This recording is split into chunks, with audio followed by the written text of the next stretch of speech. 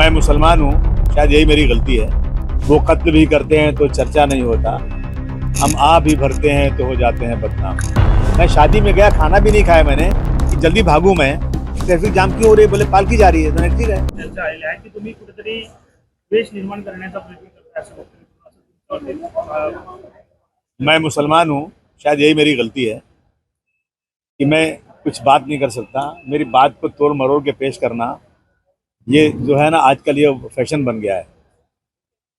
वो कत्ल भी करते हैं तो चर्चा नहीं होता, हम आ भी भरते हैं तो हो जाते हैं बदनाम। मैंने 50 बार ये कहा है मुसलमानों को, ये तुम्हारे जितने टीवी वाले हैं ना कभी दिखाते नहीं है।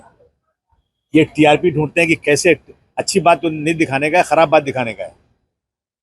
मैंने कहा मुसलमानों को कि हमारे पैगम्बर प्रॉफिट ने कहा है कि अपने पड़ोसी का ध्यान रखना है। अगर तुम मुसलमान हो, तुमको ईश्वर ने, अल्लाह ने इतना कुछ दिया है कि तुम बड़ी शानदार ज़िंदगी गुजार सकते हो।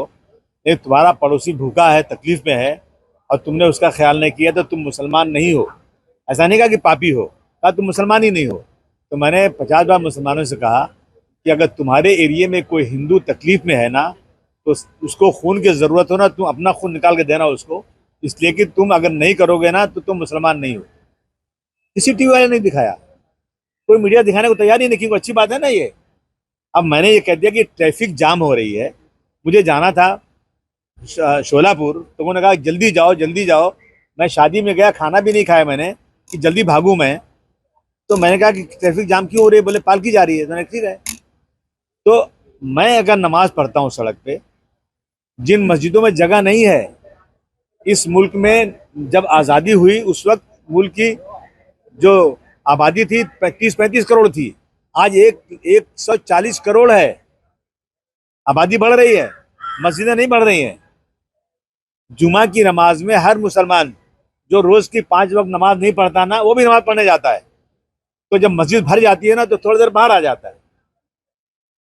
तो मुख्यमंत्री जी कहते हैं उत्तर प्रदेश के कि अगर बाहर पढ़ोगे ना तो तुम्हारा लाइसेंस कैंसिल कर देंगे, तुम्हारा पासपोर्ट भी कैंसिल कर देंगे।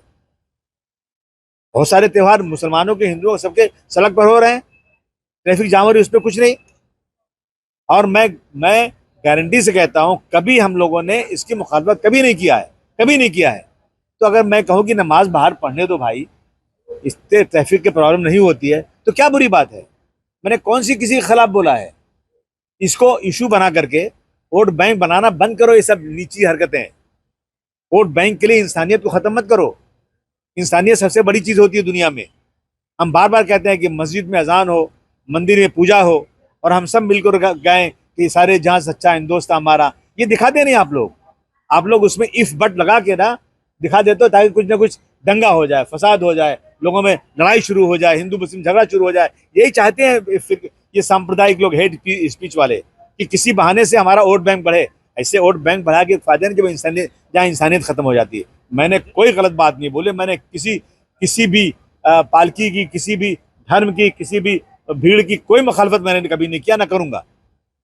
विजय वडेट्टीवार असं म्हणतात की तुम्ही कुठेतरी भाजपची बाजू घेऊन या सगळ्या मुद्दे मांडताय। भाजप दोन नाण्याच्या दोन्ही बाजू तुम्ही सेम आहात। एक बाजूला तुम्ही जिसको जो बोलना हो बोले, मुझे कोई फर्क नहीं पड़ता। ऐसा है ना कि इनको जो बोलना बोलने दो, सांच को आँच क्या, मुझे कोई फर्क नहीं पड़ता।